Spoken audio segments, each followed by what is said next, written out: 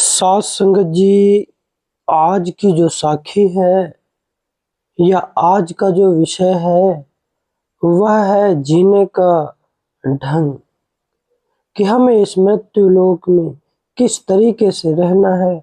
इसी विषय पर आज चर्चा की जा रही है।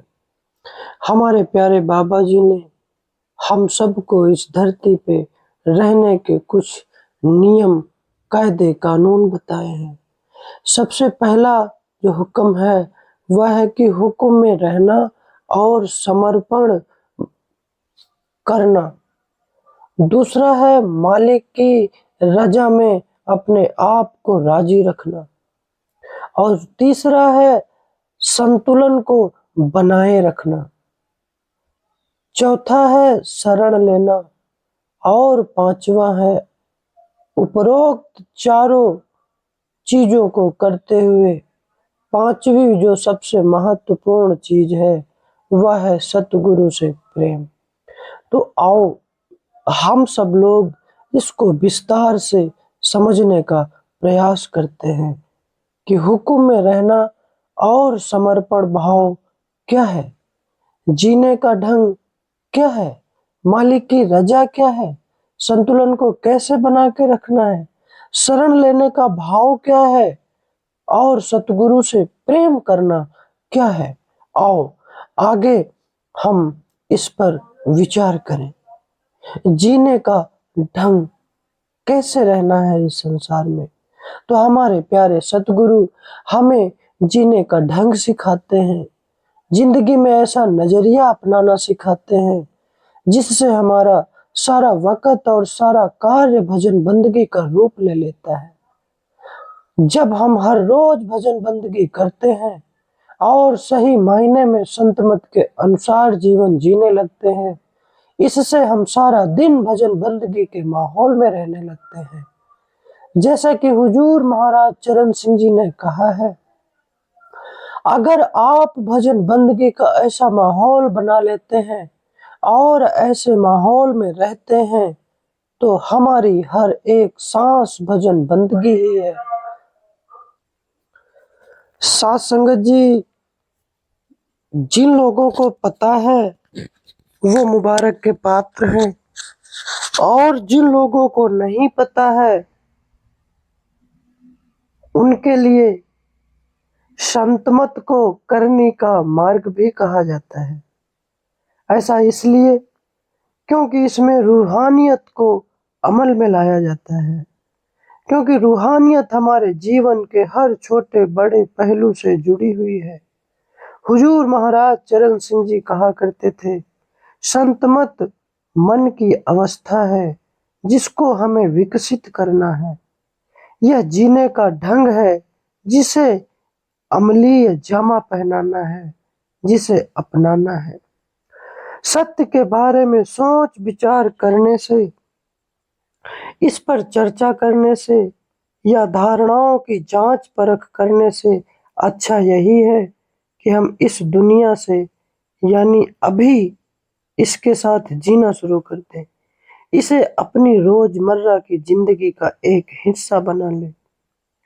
एक बार की बात है, मौजूदा सतगुरु से पूछा गया कि हमको रोज कम से कम कितना वक्त भजन बंदगी में देना चाहिए, तो उन्होंने बड़ा ही चौंकाने वाला जवाब दिया 24 घंटे। सोच सकते हैं साथ संगत जी, बाबा जी ने जो जीने के कुछ ढंग हमें बताए हैं वो क्रमशः उस पर प्रकाश भी डाला गया है। सबसे पहला पॉइंट है हुक्म में रहना और समर्पण करना। आखिर ये हुक्म में रहना क्या है और समर्पण भाव क्या है, और इस पर चर्चा करें। हम ऐसा जीवन कैसे जिएं कि सब कुछ भजन बंदगी ही बन जाए। सीधी सी बात है कि सत्संगी का संतमत पर चलने वाले नए जिज्ञासु का जीवन हुक्म मानने से शुरू होता है। अगर हमें सतगुरु की हिदायतों पर अमल ही नहीं करना था तो विचार करें, हमने नामदान के लिए अर्ज ही क्यों दी थी। स्वामी जी के ये वचन याद रखने योग्य हैं। वक़्त के सतगुरु के हुक्म में रहना ही सब बातों का खुलासा है। हुक्म में रहने के लिए पहला कदम है इस सादी सी हिदायत को मानना। चाहे मन लगे या ना लगे, कोई नतीजा हमको मिले या ना मिले, चाहे कितने भी जरूरी काम करने हो, इन सब के बावजूद हमें हर रोज भजन बंदगी को वक़्त देना है। हुक्म में रहने का मतलब है बस ऐसा करना, अपनी भजन बंदगी करना जैसा उन्होंने हमें कहा है। रोज भजन बंदगी को वक़्त देना है। हुजूर बड़े महाराज जी जब भी अपने शिष्यों से मिलते तो उनसे यही पूछते थे, क्या तुमने मेरा काम किया है? स्वामी जी महाराज जी ने सतगुरु के हुक्म की पूर्ण रूप से पालना करने के लिए कहा है। आप जी के वचन हैं, पूरी तरह हुक्म में रहने का मतलब है ऐसे हुक्म में रहना जिसमें अपनी चतुराई और ऐतराज की कोई गुंजाइश ही ना हो। ऐसी सोच शरणागत जीवन की शुरुआत है। हालांकि सच्ची शरण एक ऊंचा आदर्श है और शायद हम सोचते हैं कि यह अवस्था हमें आगे जाकर कभी ना कभी हासिल हम इसको कर लेंगे। फिर भी हर रोज भजन सिमरन में बैठने का यह सीधा सा काम उस ऊंचे आदर्श तक पहुंचाने के लिए उठाया गया हमारा बहुत बड़ा कदम है। उसकी रजा में रहना, ये क्या चीज है? हम मालिक की रजा में कैसे रह सकते हैं? व्यवहारिक तौर पर इसका तो यही सीधा सा मतलब है कि हम कुल मालिक की रजा को जानने की ताकत ही नहीं रखते। इसलिए बस इतना ही कर सकते हैं कि जिंदगी में चाहे कैसे भी हालात हों, उनको खुशी खुशी स्वीकार करें और उनका सामना करें। हम यह मानकर चल सकते हैं कि चाहे जैसे भी हालात आ जाएं, वे हमारे हिस्से में इसलिए आए हैं क्योंकि इसी में हमारी भलाई है और यही हमारे लिए सबसे अच्छा भी है।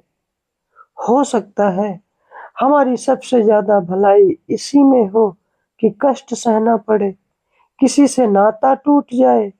दुख तकलीफ हमारी तरक्की का एक बहुत बड़ा हिस्सा है। इससे हम कर्मों का भुगतान करके उन्हें चुकता कर देते हैं। इसलिए हालात चाहे जैसे भी हों, चुनौतियां कैसी भी हों और कैसी भी मुश्किलों का सामना क्यों ना करना पड़े या फिर कितनी ही खुशियां मिले, हमें विश्वास होना चाहिए कि यह सब उस कुल मालिक की मौज से हो रहा है। हमें अपने हालात सुधारने के लिए पूरी पूरी कोशिश करनी चाहिए और नतीजा जो भी हो उसे मालिक की मौज समझकर उसको मंजूर कर लेना चाहिए।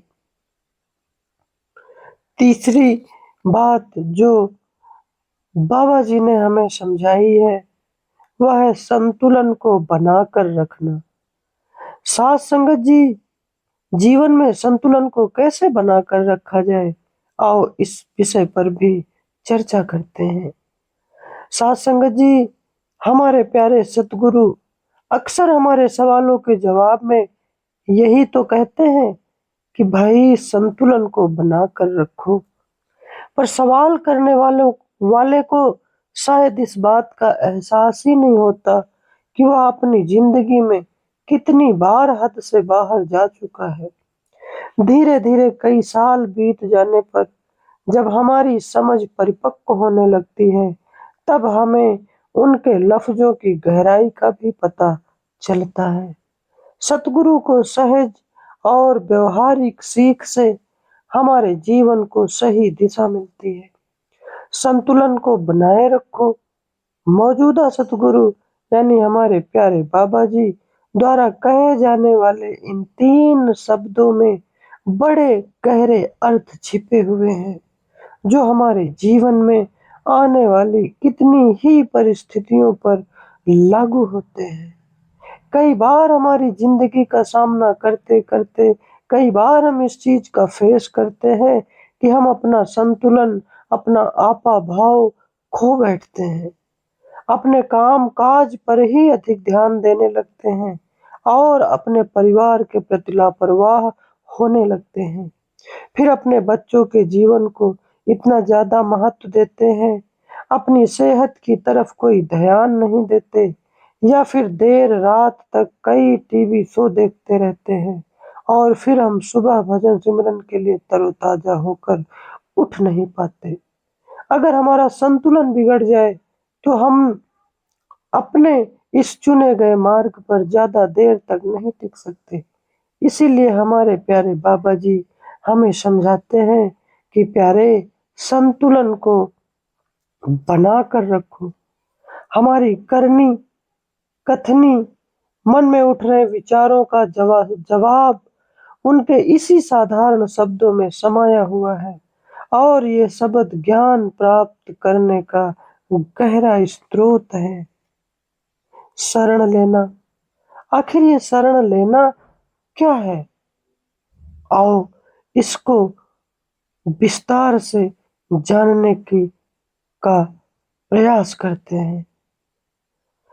हम में से न जाने कितने लोग सच्चा शिष्य बनना धीरे धीरे ही सीखते हैं। इसमें काफी वक्त लग जाता है। जो भी बदलाव हमारे अंदर आता है वह अक्सर हमें दिखाई नहीं देता। सहज पके सोई फल मीठा। कहा जाता है कि संतमत का मार्ग बड़ा लंबा है लेकिन उतना मुश्किल भी नहीं है। हुजूर महाराज चरण सिंह जी अक्सर कहा करते थे कि संतमत सबसे आसान है लेकिन इस पर चलना बहुत मुश्किल है। सालों साल के लंबे अभ्यास के दौरान अपने आप को संतमत पर बनाए रखने के लिए हमें मदद की जरूरत होती है।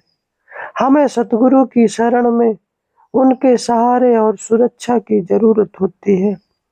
सत्संग और सेवा से हमें सतगुरु की मौजूदगी का माहौल मिलता है जो हमें को एक प्रेरणा से भर देता है और संत मत पर दृढ़ मजबूती के साथ रहने के लिए हमारे इरादे को पक्का और मजबूत कर देता है। सतगुरु की शरण हमें हमारे बेलगाम मन की चपेट में आने से बचाती है। यही शरण हमें बार बार अपना मकसद याद दिलाती रहती है। हम गलतफहमियों में पड़ जाते हैं और यह हमारे अंदर यही सोच पैदा करती है। सतगुरु की शरण बार बार हमें परमार्थ के मार्ग की सहजता का एहसास दिलाती है। इससे हमें अपने जीवन के असली मकसद की याद भी तो आती है और हम उसे पूरा करने के लिए फिर से एक इरादा पक्का करते हैं। सतगुरु की शरण कोई ईंट और गारे से बना ढांचा नहीं है, न ही लकड़ी, प्लास्टर या स्टील से बना कोई ढांचा है। इसके बनाने में केवल एक ही सामग्री का इस्तेमाल होता है, वह है प्रेम। इस शरण के दायरे में केवल दो लोग ही हैं, सतगुरु और शिष्य, तीसरा कोई नहीं। सतगुरु का प्रेम सबको गले लगाता है।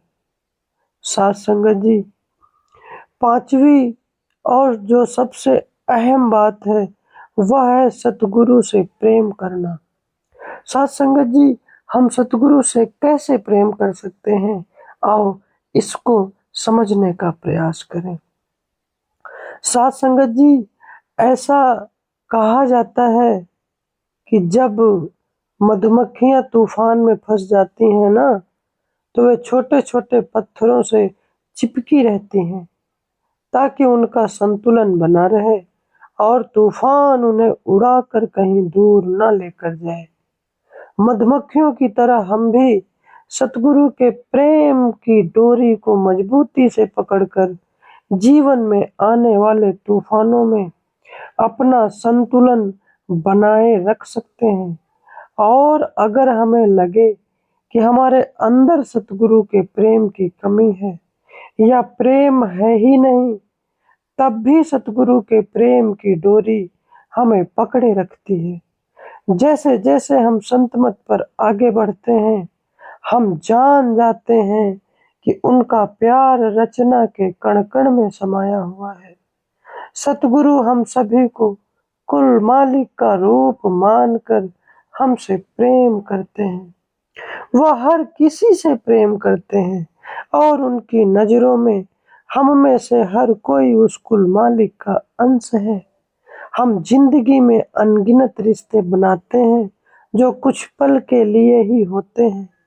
हम रिश्तों की तलाश करते हैं, रिश्ते बनाते हैं और फिर उनमें खो जाते हैं।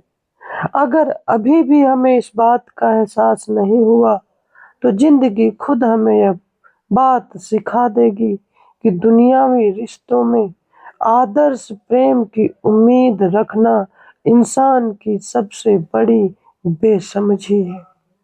मनुष्य जीवन नश्वर है, क्षणभंगुर है। यह प्रेम जो हमें बांधे रखता है, जो सदा रहने वाला नहीं है, जो हमारे रोम रोम में समाया हुआ है, वह गुरु और शिष्य का प्रेम है, क्योंकि इसकी गहराई में परमात्मा और आत्मा का प्रेम है। हमारे प्रेम का दायरा सीमित है भाई। संत महात्मा जिस प्रेम की बात करते हैं, वह ऐसी भावना नहीं है जो बदलती रहती है।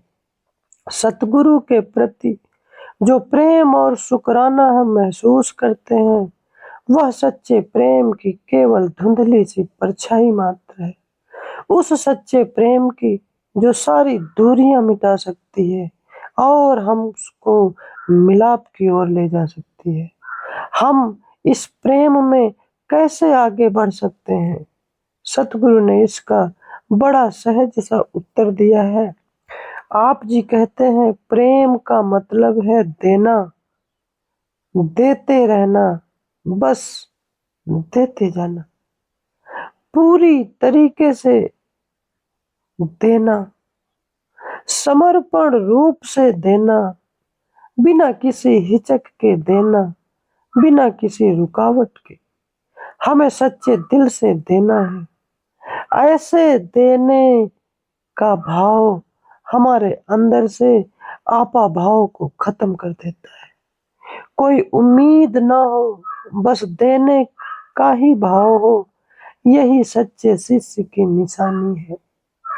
हमारे पास देने के लिए सिर्फ एक ही तोहफा है, इसलिए हम उसी से शुरुआत कर सकते हैं, और वह तोहफा है हमारा वक़्त और ध्यान। अपना 2.5 घंटे का वक़्त और साथ ही जितना ज़्यादा ध्यान एकाग्र कर सकते हैं, हमको ज़रूर करना चाहिए। यह बहुत छोटा सा तोहफा है। भजन बंदगी करते समय हम जब अपने फैले हुए ध्यान को समेटते हैं, तो यह हमें मामूली सी भेंट लगती है, लेकिन जो भी हो, यह तो प्रेम का तोहफा है। प्रेम का मतलब है देना, देना, बस देते जाना। गुरु प्यारी साध संगत जी, हमारे प्यारे बाबा जी ने हमें कितने सहज ढंग से बताया कि हमको हुक्म में कैसे रहना है और समर्पण भाव को किस तरीके से करना है, मालिक की रजा में राजी कैसे रहना है, संतुलन को इस दुनिया में बना के कैसे रखना है, शरण कैसे लेनी है और शरण लेते हुए सतगुरु से किस तरीके से प्रेम करना है। तो साथ संगत जी, आज की साखी से हमें भी प्रेरणा लेनी है, और आज से बल्कि अभी से हमें 2.5 घंटे जो वक़्त हमने बाबा जी को से लिया था, उसको हमें ज़रूर पूरा करना है जी। साथ संगत जी, हम अगले वीडियो में एक नई रोचक जानकारी लेकर आप लोगों के मध्य उपस्थित होंगे, और वह जानकारी ये होगी कि दुनिया कहाँ कहाँ उस परमात्मा को ढूंढ रही है, किस राह पे जा रही है। तो उसी विषय पर कि आखिर ये रूहानी मार्ग क्या है, हम इसी विषय पर अगले वीडियो में आपसे चर्चा करेंगे। तब तक के लिए गुरु प्यारी सास संगत जी, राधा स्वामी जी।